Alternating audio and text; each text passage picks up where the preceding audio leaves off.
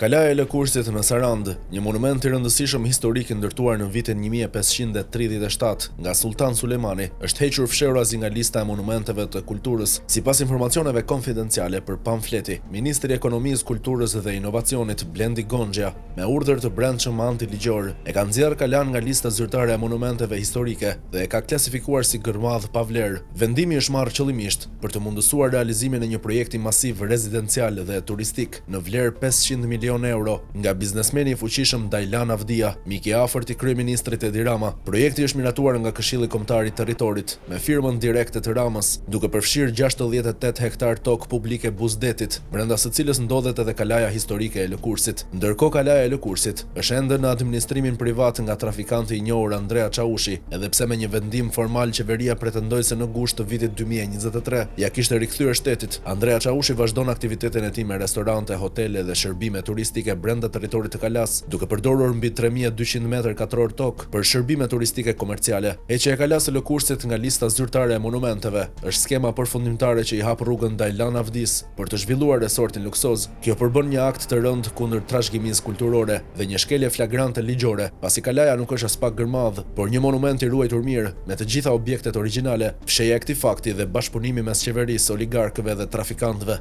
dëshmon skemën e qartë të kapjes së pronave publike, duke shkatëruar trashëgiminë historike dhe kulturore të vendit në favor të interesave korruptive të oligarkisë.